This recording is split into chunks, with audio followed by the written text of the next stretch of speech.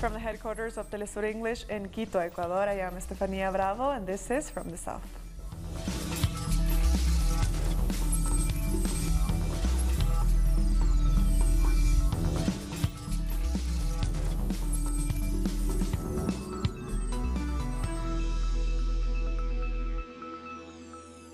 We begin in Guatemala, where the UN has urged the country's leadership to transfer the responsibilities of the International Commission Against Impunity to national institutions. President Jimmy Morales expelled the UN mission over the weekend. The decision came just after Congress announced it will discuss plans to remove Morales' immunity.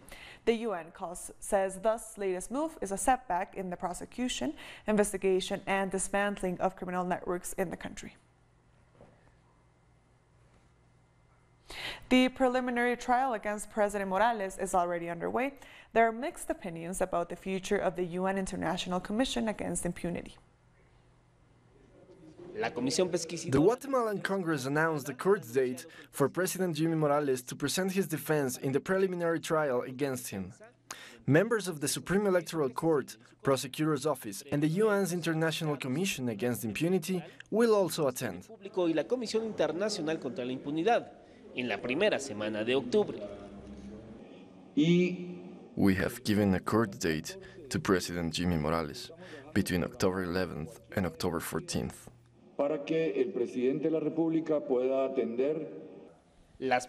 Indigenous leaders across the country urged the Congress to start the legal process against President Morales. They say it is important for the people to know if the head of state received illegal funds during his presidential campaign in 2015. Cuando contendió por la presidencia en el 2015. Por lo tanto, they should remove immunity for President Jimmy Morales to be investigated. This is the third time they want to remove his impunity. He should be in jail by now. Se le quite la inmunidad al presidente, ya debería estar en la cárcel. President Jimmy Morales expelled the International Commission Against Impunity after an investigation on corruption allegations against him. This generated mixed opinions in the country. We elected the president to make these kinds of decisions. Maybe some people don't agree with him, but in my opinion, I think he did the right thing. He applied the law. Yo en lo personal creo que lo importante es que lo hizo por la vía correcta. We can see that the International Commission Against Impunity has done much more than Jimmy Morales. That's why we don't agree with the president. Although he has all the right to do so, we would prefer that the Commission does it. The Constitutional Court has rejected the proposed legal protection for President Jimmy Morales. And Colombia's Supreme Court has rejected another legal challenge filed by former President Álvaro Uribe. Uribe filed the challenge against the judges in charge of a fraud investigation of him. But the court believes the reasons presented by his legal team are not valid. The case against the former president began in February. The new members of Colombia's National Electoral Council have taken office. Critics say the 9 people who were chosen represent the interest of the right wing. President Iván Duque has sworn in the new members of the National Electoral Council. They will be in charge of monitoring political parties and their electoral campaigns. This National Electoral Council that has been sworn in should be our allies for our reform agenda, for a new democratization, so all citizens have access to political representation. President Duque made a call for the new members to promote an electoral reform aimed at developing a greater democratization within the political parties. What the country needs is an electoral reform. During the last elections, not many campaign ads were used, but they did have a high participation level. There were free citizens going to the polls to fight corruption. Despite the call made by Duque to promote democracy, some critics say that this task is almost impossible, as the council is structured with political quotas. The National Electoral Council has had a problem as their members are chosen by Congress. This depends on the party's representation. This means that the council is sort of a representation of Congress, and that compromises its independence. The new council has the challenge of proposing a new electoral reform by 2019. And the National Liberation Army in Colombia says it will release kidnapped military and police personnel. This despite not reaching an agreement with the government. The armed group is afraid that the safety of the captives could be at risk as more time passes. The ELN has also asked international organizations and the church to support the operation. The government has thus far been reluctant to resume negotiations with the ELN. We are aware that the government will not facilitate an agreement for the release of the kidnapped. Time goes by and the risk of tragedy increases for the life and well-being of those captives. The government has opposed to third parties participating and guaranteeing the safety of the operation. For this reason, a release that could have been done 3 weeks ago hasn't happened yet. And staying in Colombia, another social leader has been killed in the north of the country. The victim was the president of the Community Action Board in the municipality of Tarazá. According to eyewitness reports, a group of hooded men shot the victim dead near his home. Social organizations have condemned the attack. They are demanding the government protect social leaders. And Mexico, too, has seen another murdered mayor. The elected mayor of Napalucan, Felix Aguilar Caballero, was killed during an ambush on Monday. Member of the Ecologist Green Party of Mexico, the mayor allegedly had criminal ties, authorities stated. Over the last 12 years, a total of 139 mayors have been murdered across Mexico, according to the National Association of Mayors working in the country. And to Argentina now, where thousands have marched against the austerity measures announced by President Mauricio Macri. They are angry about the adjustment policies, saying they will increase suffering. On Monday, Macri announced up to 11 ministries will be removed and a new tax on exports will be enforced. Halving ministries implies a really dire situation for the public administration and state. They're reducing the state.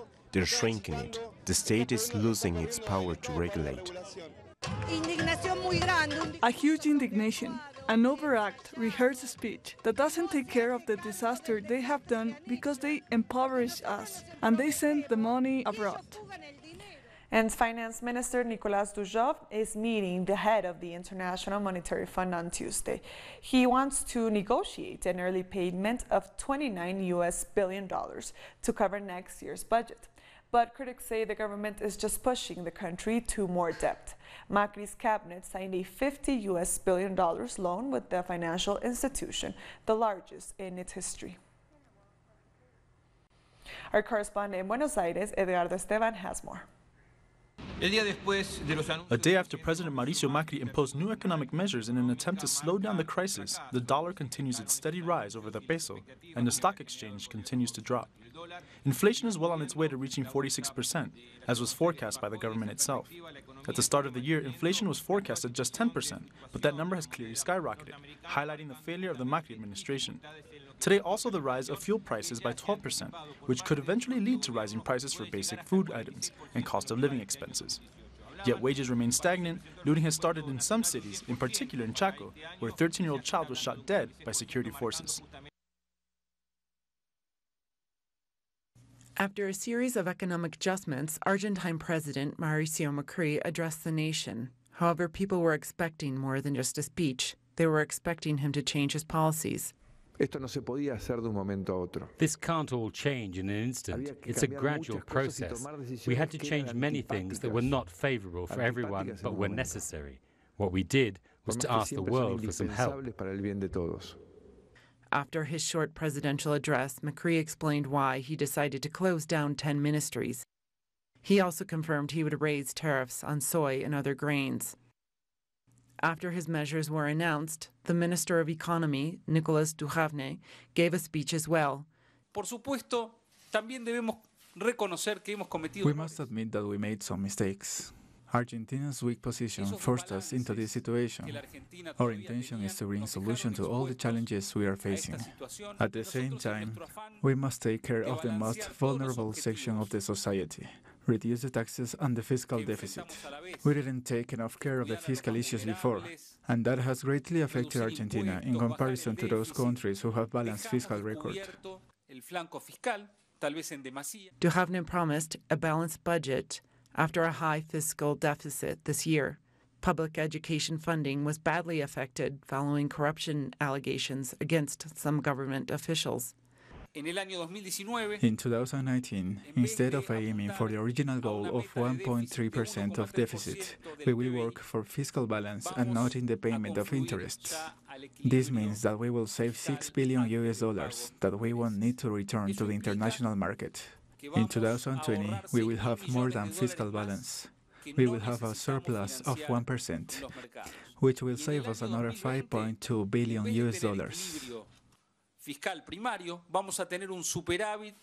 With these weak measures taken by the government, experts say the officials want to dollarize the economy.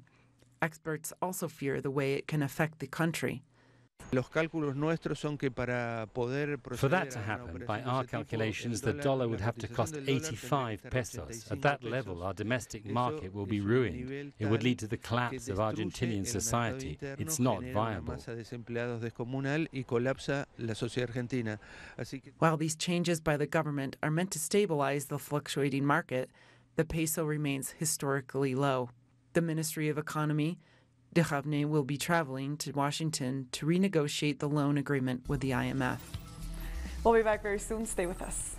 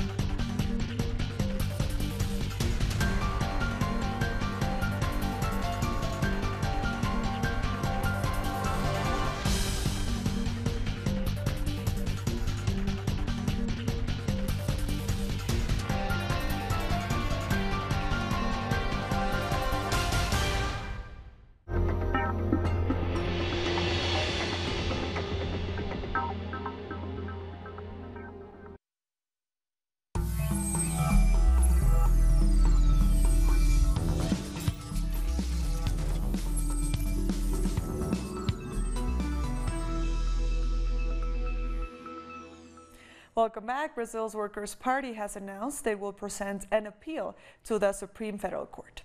It wants to guarantee the presidential candidacy of former President Luiz Inácio Lula da Silva. The PT will also appeal to the United Nations. Its Human Rights Committee had said Lula's political rights needs to be respected. Vice presidential candidate Fernando Haddad says the party will continue appealing to all instances in order to secure his candidacy. However, the PT is banned from using Lula's images in any of its ad campaigns. People are calling on Brazil's Supreme Court to prosecute presidential candidate Jair Bolsonaro for electoral insult, incitement to crime, and threatening language. Over the weekend, the far-right candidate gave a speech while holding a gun, said that members of the opposition Workers' Party should be shot. He already has charges against him for racism and a rape apology.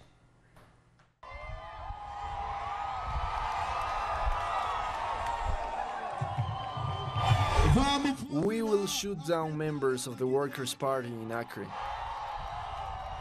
We will make them flee, and since they like Venezuela so much, they'll have to go there and they will eat grass, because they don't even have mortadella. And a Quechua Indian is Bolivia's new foreign minister. Diego Pari was sworn in on Tuesday. He is of indigenous descent and belongs to the Quechua community. He previously worked as Bolivia's ambassador to the OAS. Pari replaces Fernando Guanacuni. The outgoing minister is a member of the Aymara ethnic group. The presidents of Peru and Bolivia have finished their fourth bilateral summit. They discussed the construction of the bioceanic train and regional development. Bilateral cabinet summits between Bolivia and Peru started in 2015. So far, there's been an 80% completion rate on agreements to date. It's important to record our efforts to clean up Lake Titicaca. Contaminated water from both countries flows into that lake. So we have both compromised to fix the issue in the short term.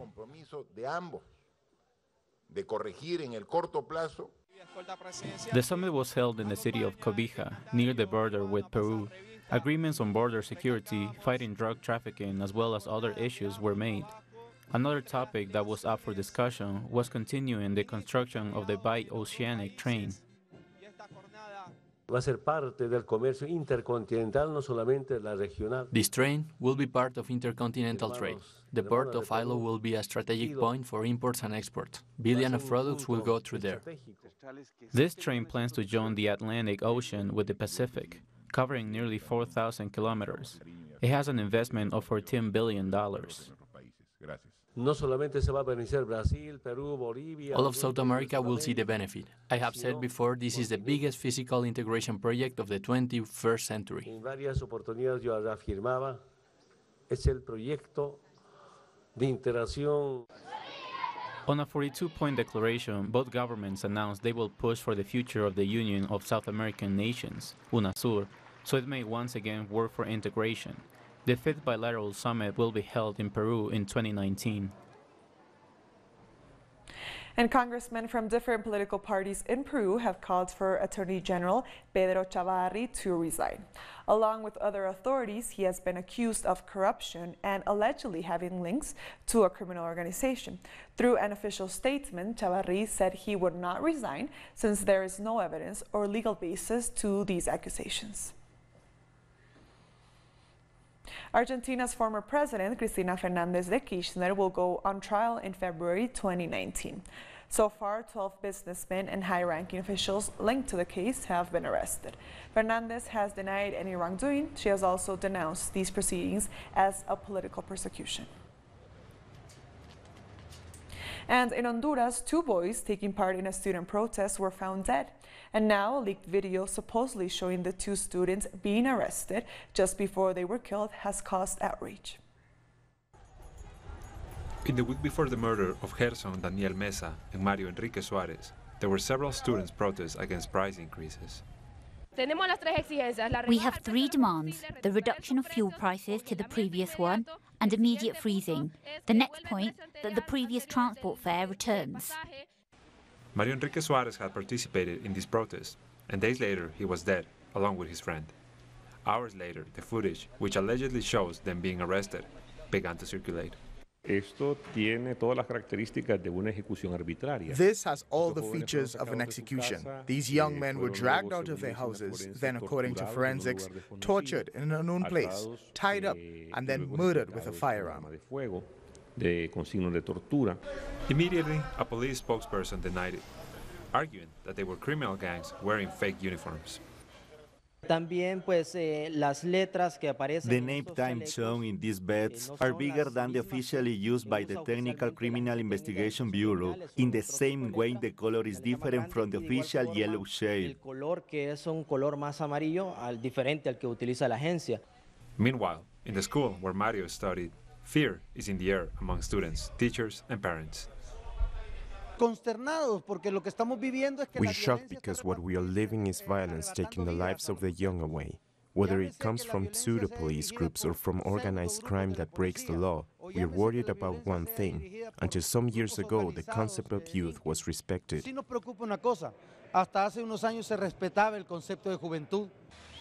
Despite the fear of violence the state is using, students are determined to make a stand. A protest is expected in front of the UN office.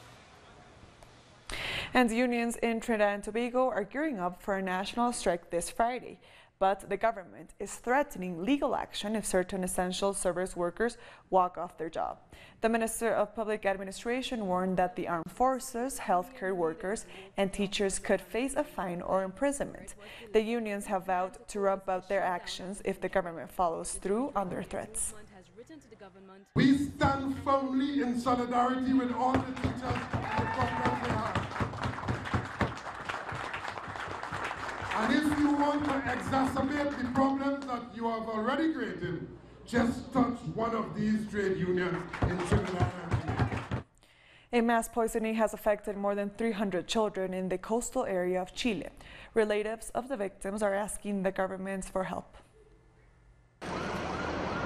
Residents in the communities of Puchincaví and Quinteros have used social media to tell the world their children were victims of mass poisoning. They denounced it before this became news. We were in class and suddenly all of us began fainting. There was an unbearable smell. Since then, 2 weeks have passed. There are more than 300 children affected. A toxic cloud coming from an industrial camp dating back to the 60s is believed to be responsible for the events. The Regional Service of Health has identified methyl chloroform in the air. The use of this substance has been forbidden in the country since 2015 because it affects the blood system and cardiorespiratory and central nervous system. She felt weak. She had a lot of headaches. She also felt fatigue in her legs. We immediately decided to take her to the hospital. When the doctors began to examine her, they discovered she lost its sensibility in her legs. Despite the government order the children to be examined, the Minister of Health has dismissed the consequences of the poisoning. I wanted to contradict the Minister of Health.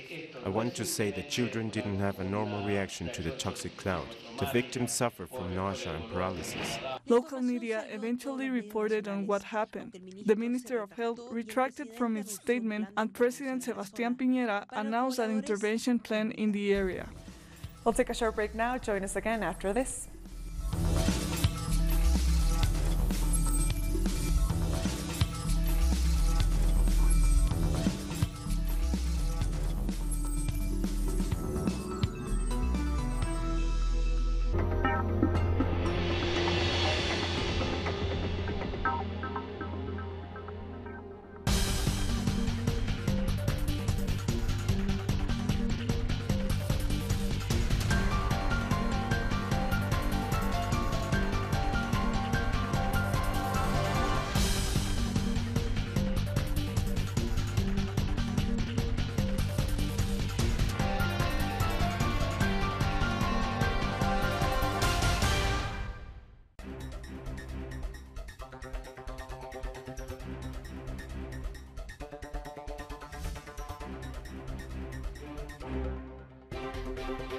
So yeah, national security is one of the most powerful notions in modern times.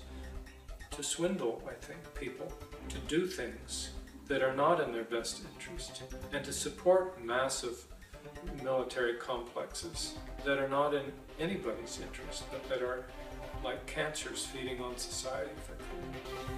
Watch a series where the U.S. geopolitical strategies as an empire representing the culture of war and propaganda are shown, and how this has served as a tool of social control. Psy-War, Saturday, only on Telesur.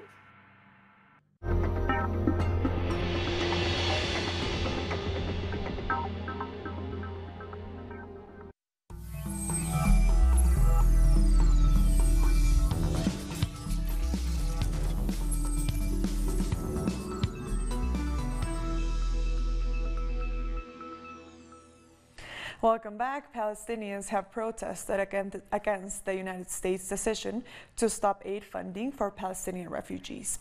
The protesters burned photos of President Donald Trump and Israeli Prime Minister Benjamin Netanyahu outside the U.S. consulate in Ramallah.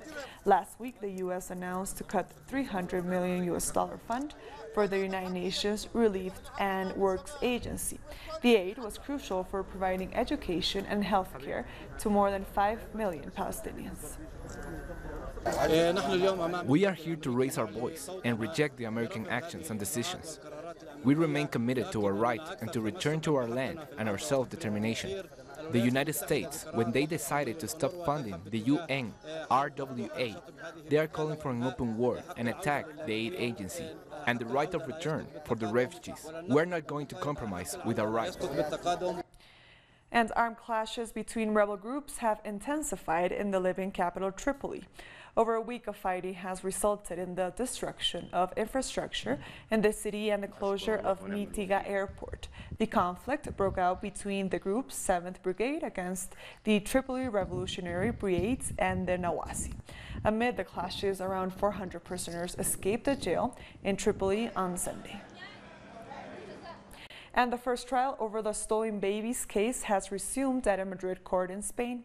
85-year-old former gynecologist Eduardo Vela is accused of stealing a baby and giving it to another woman in 1969. He also falsely certified her as a birth mother. He could be sentenced to 11 years in prison. Thousands of baby stealing cases have been reported during the Francisco Franco's dictatorship, and they continued until the 1980s. A network of baby lifters took newborns from their mothers and delivered them to rich families. A graffiti art festival featuring artist Diego Velázquez paintings have been livening up town in Galicia, Spain.